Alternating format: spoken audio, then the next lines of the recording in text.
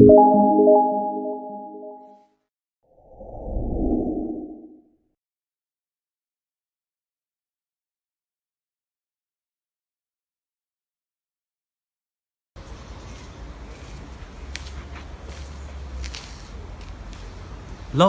has affected countless businesses around the world, including the entertainment industry. I'm James Ketteridge, and this is JMK's Lockdown.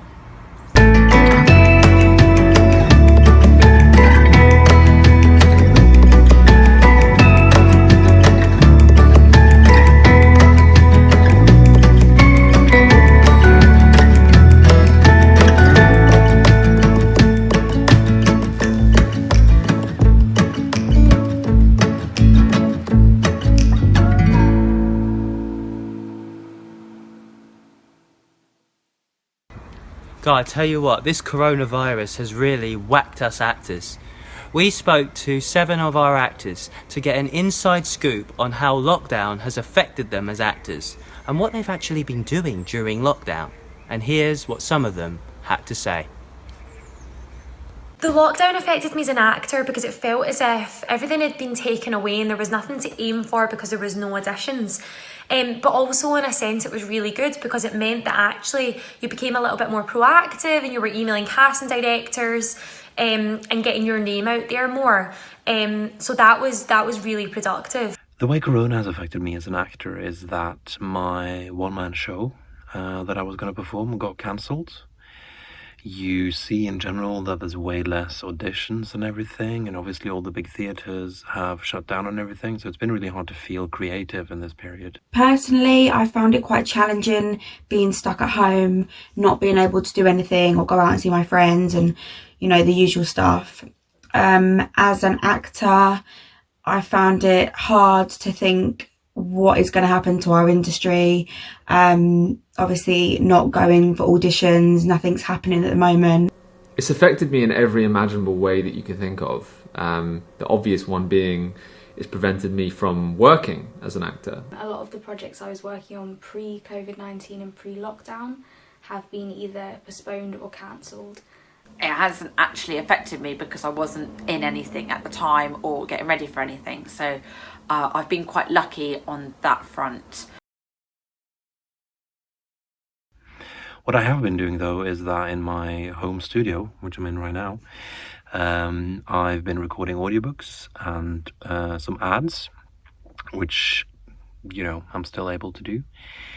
And also during this time I got a Corona job working in a grocery shop. Things that I've been doing while being in lockdown, just keeping up to date with things, making sure that my Spotlight profile is up to date, contacting casting directors, seeing what everyone's up to on things like Twitter, trying to make new contacts.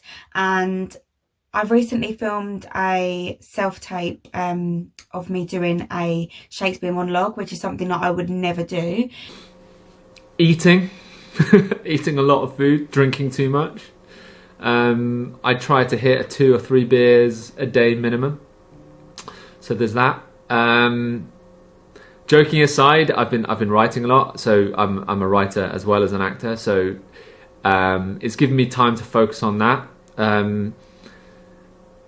Being completely honest, it's really hard to stay motivated. I had a 2-week period where I was like, yeah, great, let's write as much as humanly possible, and then that's sort of tapered off. And now I've been playing video games, and yeah, that's pretty much it. During lockdown, I have been singing, monologuing, recording things, just trying to keep as proactive as possible. But also, more importantly, and very importantly, looking after my mental health, because it can be lonely and isolating, so you do really have to look after that in times like this. During lockdown, I've been doing nothing but enhancing my own creativity.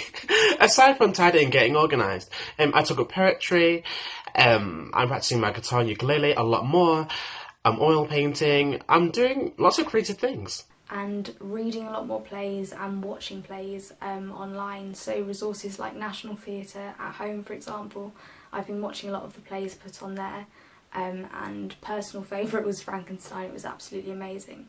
So yeah, I've been finding stuff to do during lockdown, but it's been a lot more time at home and a lot less acting in the way that we're used to.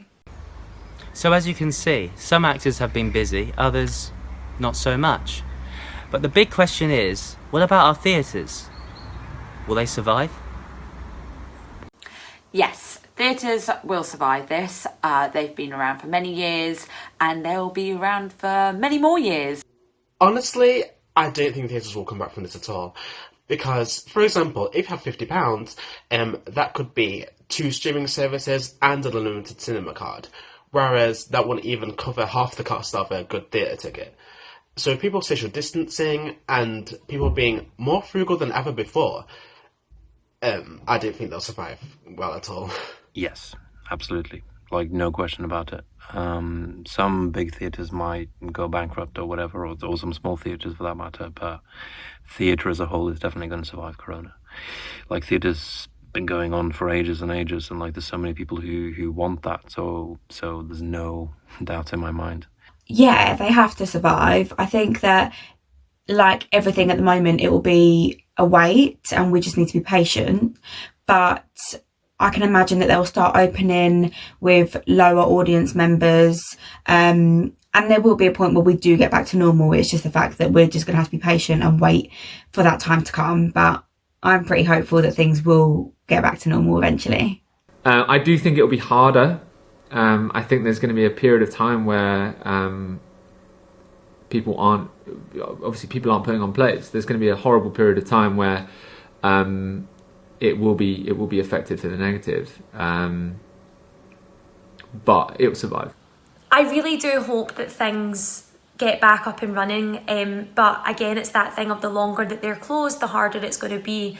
And I just hope that the government puts in some funding, because the arts are so important to our society, and there is so many jobs and actors and lighting designers and everything in between that need to get back into their work and their passion. So I really do hope that they reopen, and I hope it's very soon.